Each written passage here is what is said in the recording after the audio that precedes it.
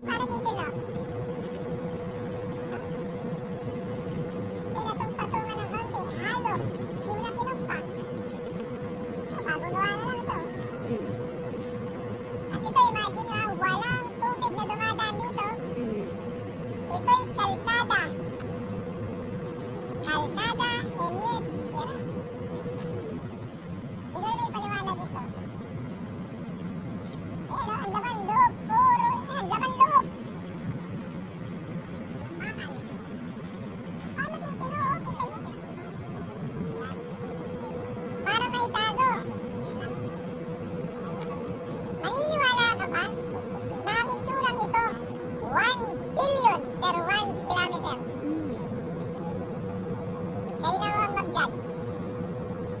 1 billion per 1 kilometer. Sa itsurang ito, ikaw mag-judge. At saka ito, tingnan nyo naman, no? Mortal yung mortal niya.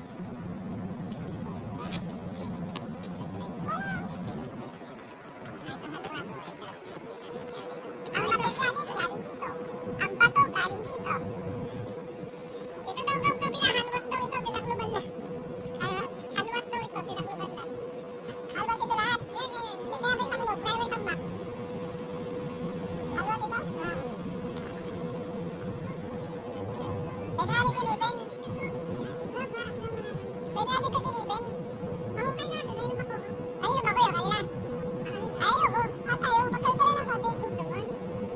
Para ka na ng konti.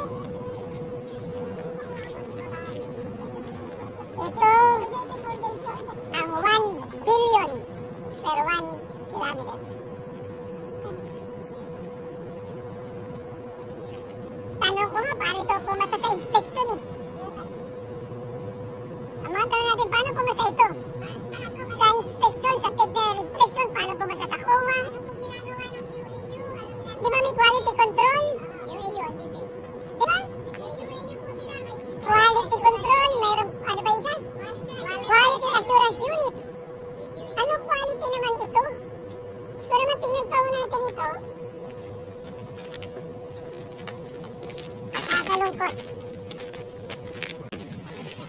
Pwede bang kanina sa Batangas yan? Aray ko. Hanapin sa Batangas yan? At ito ay walang... Ay, bakal.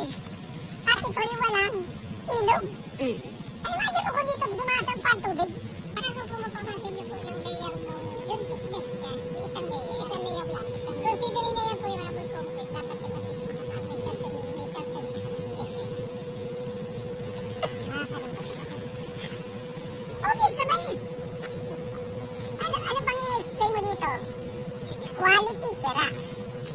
Disenyo, sira. Overpriced. Substandard, kita ang batong ginamit. Yan din lang naman kinuha. Sa ilog din lang. Oo, at nakita niyo naman ang itsura. Oh. Pag flood control, ibig sabihin, kaya niyang i-control ang flood. Ito walang flood, pero gumuho. Di lalo na kung may flood. Flood control ito, Mr. President, pero wala akong flood na mapipigilan ng ganitong klaseng gawa. Nakita naman ho, konting semento na nga lang, tinipid pa eh.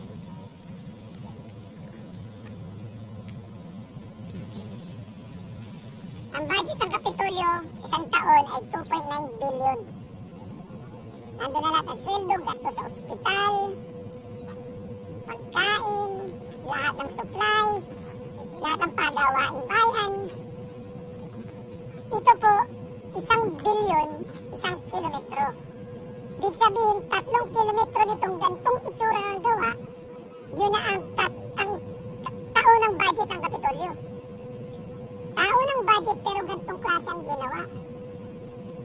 Ano naman yung klaseng puso meron ng gumawa at nagpagawa nito. Siguro naman no, kahit sinong ama masasaktan sa ganito. At siguro din ho, kahit sino ho matinong nasa gobyerno, marirealize nyo may hangganan din naman ho ang mga maling ginagawa. Hindi ko iaalis na may magandang intensyon. Maaari ang naglagay ng pondo. Pero sana naman nung nilagyan ng pondo ito, isa na alang-alang nila na yung pondong gugugulin na pinaghirapan ng mga mamamayan.